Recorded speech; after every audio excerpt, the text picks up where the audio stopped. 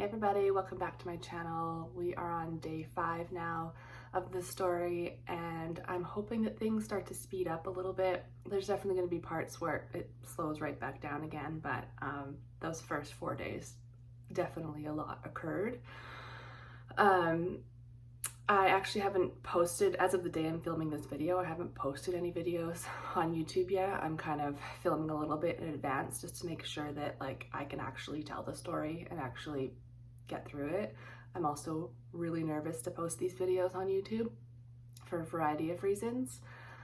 But I'm thinking after today, I'll probably have enough done that I can confidently start posting these videos to YouTube. All right, so day 5 was the first morning that I woke up and I didn't immediately have to run out of the house. I was able to spend some time with my kids and catch up on laundry and all the things. Again, at this point, I wasn't sharing a whole lot with them. Like, they knew that their dad was in jail and they knew it was due to a car accident, but I didn't get through any of the other details with them. Around lunchtime, I got a text message from Michelle, the lawyer, asking about car insurance, if we had car insurance, if it was valid, and if I had reported the accident. Now, I remembered talking to the other lawyers about that prior, like, what do I need to do? Do I need to report this? And they told me that that all gets dealt with after the fact, so I didn't need to do anything. And she immediately was like, no, you only have 3 days to report the accident, and today is day 5. Like, this is not good at all. You need to go to the car insurance place immediately, which panicked me right away. I called Sarah, who was able to help me come translate, because the car insurance place was part of the bank, and I just knew it would be a lot easier if she was there with me. So we got to the bank, and luckily it turns out that the 3-day rule of reporting the accident was an old rule and it was no longer the case, so that was a huge weight off my shoulders. It didn't mean that I lost out on the car insurance or anything like that. Everything was fine there. Basically, car insurance works quite a bit differently in Nicaragua. There is a sum of money that can go to the person in the accident to replace their vehicle, and also if there is an injury or death, there's a sum of money that goes to the family as well. But the first lawyers had actually been right in this situation, and that whole car insurance part gets dealt with after the fact, so that'll come up way later in the story. However, when we were leaving the bank, my neighbor Brian met us on the side of the road because Michelle, the lawyer, had contacted him. Now, like I had said, my understanding at this point is that we would be going through mediation with the family, and once that was done, it would be a quick process to get my husband out of jail. So I knew that that was coming. I guess she had started a conversation with the family that day, and they wanted us to start with a number as far as the negotiations. Now, of course, never having done this before or even knowing how this works, I had absolutely no idea what number to even start with. Mark's lawyers had given me an idea of what kind of number we were looking at back when I was working with them. However, Michelle, my new lawyer, was telling me it was quite a different number. So I literally had no idea. I basically said, what do you suggest to her?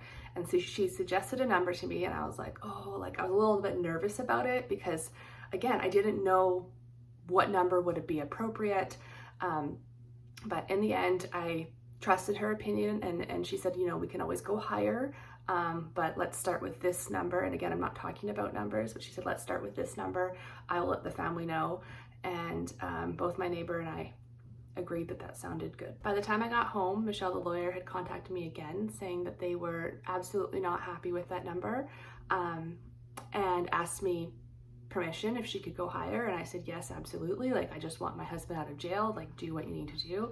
She immediately called them back and they were not answering their phone. So a little bit more time went by, probably half an hour, and I had known that my lawyer was trying to contact them to give them a new offer basically, and that they weren't answering. And at this point in time, I got a text message, and the text message said hello, and it was from the English-speaking family member that I had met when I met the family and we exchanged phone numbers. It was from her. Now, Michelle, my lawyer, had known that we had exchanged phone numbers and had told me that if they reached out for any communication, to make sure it goes through her before I responded. So I immediately messaged my lawyer and said, this girl is reaching out and saying hello to me. What do I do? It panicked me in the moment. I didn't know what to do, and so I just reached out to Michelle. So Michelle told me that I needed to message this family member the new updated offer This family member is going to need a name because she comes up more often in the future, but we're going to call her Rose. So Michelle told me I needed to message Rose myself the updated offer, which absolutely panicked me. At this point, given everything I had been through in the past 5 days, I was just on such a heightened level of anxiety. Everything was panicking me. Everything that I was going through, everything new, like it was all too much. But I had to suck it up, and I just sent a lovely message. And again, she was communicating with me in English, and I let her know that my lawyer was trying to reach them. We have a new offer. Here's the offer. So on WhatsApp, I could see that she had read my message, but she didn't reply. And hours ended up going by, and Michelle, my lawyer, had messaged me that if she doesn't reply within a certain amount of time, to message her again with an even higher number. Because again, she still wasn't answering their phone calls. And I later found out, I didn't know this during the time, but I later found out that there's a time window to get mediation completed without a judge. So if you're in an accident, you're going through mediation, you only have a certain amount of days where you can complete mediation with the family. And like my husband, for example, would be released and not needing a judge to sign off on it because it's called I don't remember all the words, pre-mediation process or something like that. But if it goes beyond a certain amount of time, then it's post-mediation process, and you need a judge to sign off on it. And because there was no judges in our town or most of the country, the pressure was on to get the mediation done that day. So after some more time went by, I ended up messaging her with a third offer. And again, it was just left on red. However, later that evening, Rose did end up messaging me back. And she basically said, "Thank you for your offer. At this time, we cannot accept." And I'm not going to get into all the specifics of the messages with everyone, but that was the gist of the message. And I immediately had messaged my lawyer, Michelle, to let her know what she had said. And Michelle was not responding. And that was the first time that Michelle hadn't immediately responded. But again, it was later at night. Because Michelle hadn't responded right away, I didn't want to leave Rose on red. I wanted to say something. So I was just like, I completely understand. Thank you for letting me know. Then later that evening, Michelle did respond. She had been busy. She had been in a meeting about this situation. And again, there's lots of parts to the story that I'm honestly scared to share. I don't know how much is too much to share. But basically she came out of that meeting and was like, we're already too high as far as the number that I have been proposing. We're already too high. We need to meet tomorrow morning immediately, like first thing in the morning, and we need to call the embassy. And now I immediately freaked out. I don't think I've brought the embassy up in this video thus far, but when I had met with Michelle for the first time the day before, I had asked about the embassy, the Canadian embassy in Nicaragua, and if they needed to be involved. And she had told us that the embassy only needs to get involved like in worst case situations when there's nothing else that she can do. So that's the last I heard about the embassy. And then this message was basically, we have to get the embassy involved. We're meeting first thing tomorrow morning, like just a freaky message because I didn't know what any of it meant. And I was trying to message her back, and I was trying to message my neighbor Brian, who was speaking to her as well, to try and get more information from her. But she's like, we'll talk tomorrow. So that evening I was completely unsettled. My mind was just going a million miles a minute. I was freaked out. I knew I wasn't getting answers. It was really late by this point.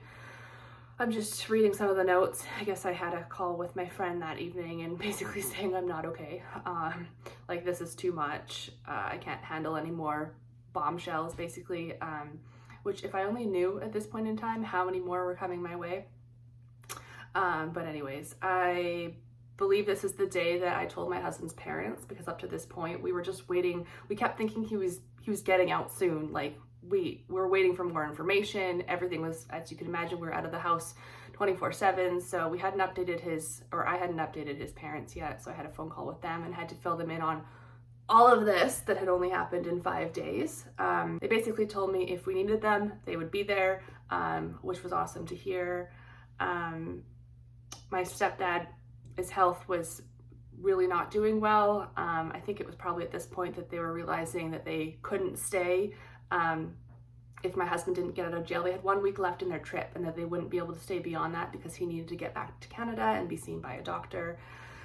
I was having all sorts of issues with my children that I'm not going to get into in this video, but it was also difficult because there was a lot of this story that I obviously didn't want them to know about. So it was just a difficult situation. And also I couldn't tell my husband anything because this was a Thursday and visitation was Wednesday. So I knew I would have an entire week before I'd even be able to see him again and fill him in on what was going on. So Friday, the morning of day 6, I woke up super early and my neighbor Brian picked up my mom and I, and we headed to Michelle's office, which again is in the next town over, which is about a 30-minute ride. And I just remember the entire time being absolutely panicked because the entire car ride was just us speculating on why the heck the embassy would need to be involved. Like, what could have happened so badly that suddenly we have to call the embassy?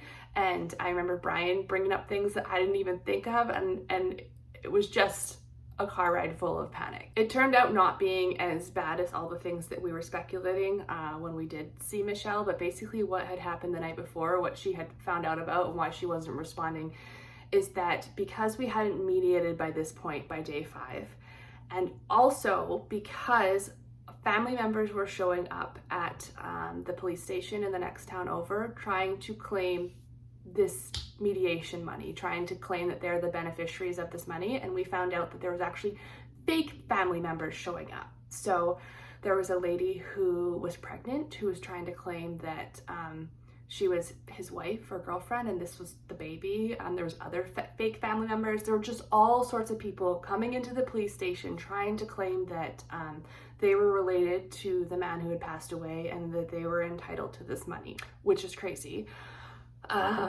So anyways, because that happened, the person in charge, and again, there's so many like different officials and government titles and things, and I just don't know that I feel comfortable using their exact title at this time, but that person had basically gotten frustrated, like enough's enough, you haven't mediated, you're now in the post-mediation phase, which means that we require a judge to sign off when we do mediate. Basically, she had put through the paperwork because she was just frustrated that this was all happening and needed the family to come in person with documentation of who actually was the family.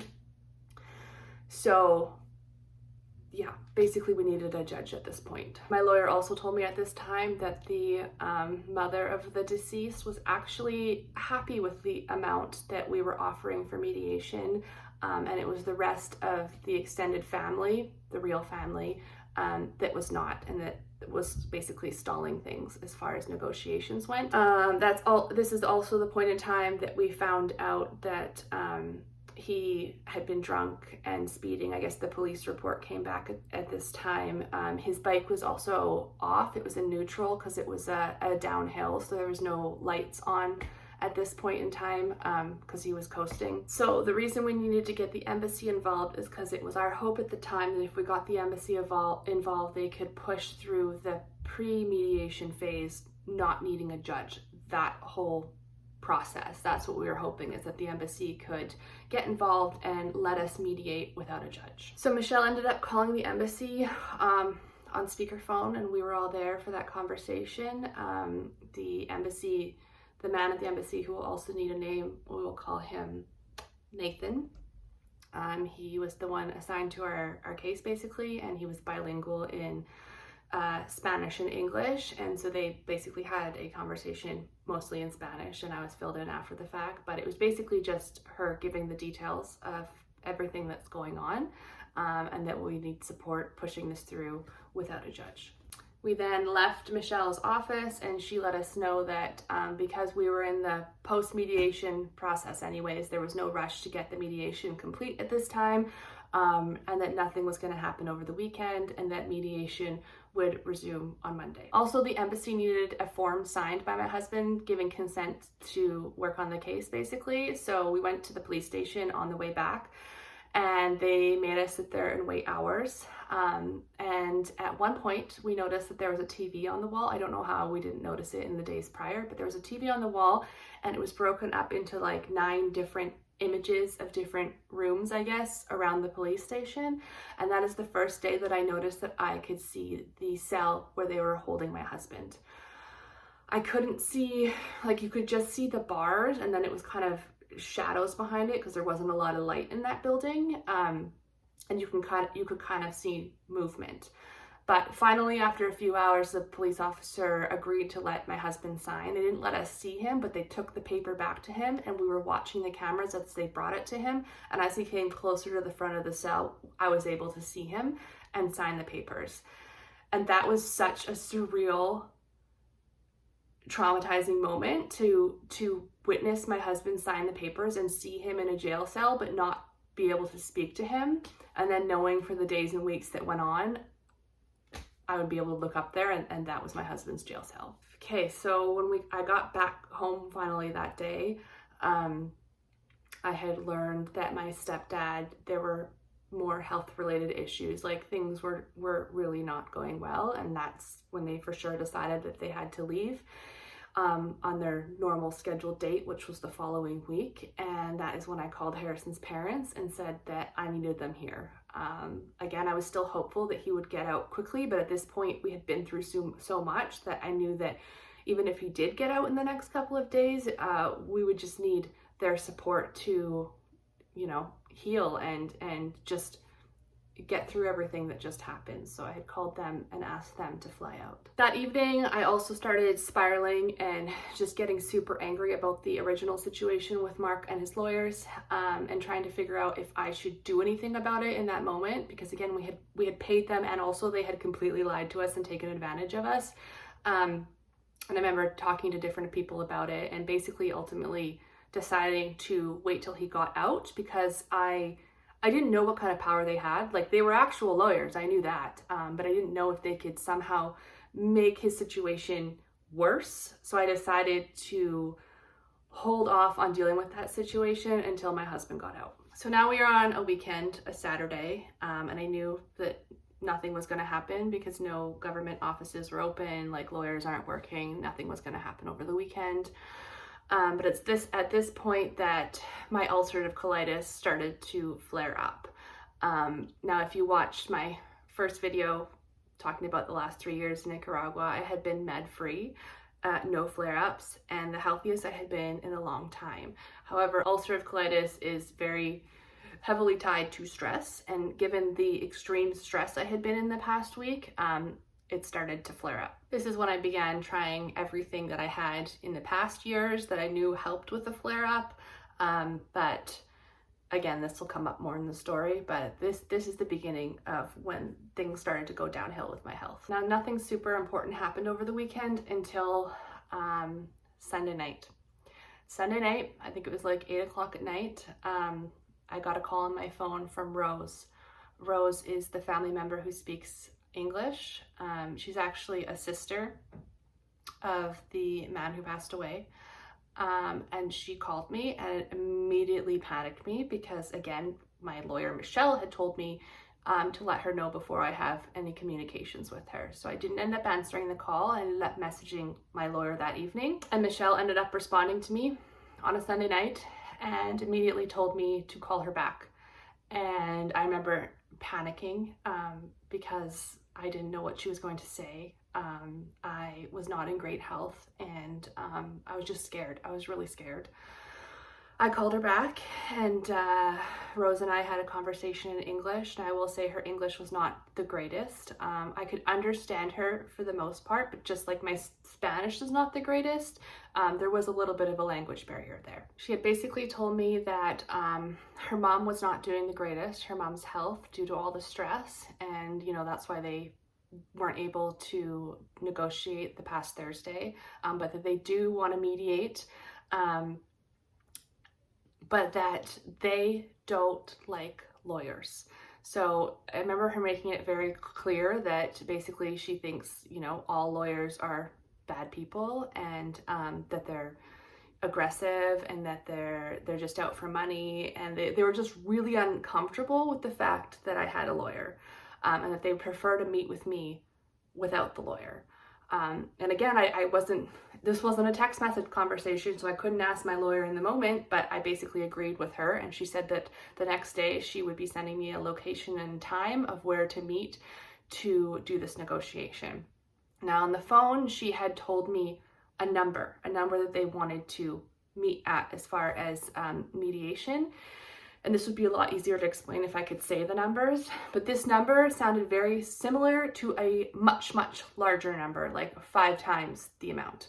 But the number she had told me was only slightly higher than the ballpark we were already talking about. So I assumed it was that lower number, like near the numbers we had talking about. Still not a low number, but you know what I mean, like the lower number. And at the end of the conversation, I asked her to clarify, as I said, is it this number or is it this number? And again, it was really hard to understand because the two numbers sound very similar when English is your second language. But I was pretty confident that it was the lower number in more of the ballpark that we had already been talking about. So after I got off the phone with her, I ended up calling my neighbor, Brian, and explaining the phone call conversation to him so that he could then relay it to Michelle, the lawyer, instead of me trying to text it all. And she basically was like, that's fine. If they'd rather meet with you without a lawyer present, that's fine. You can show up the next day.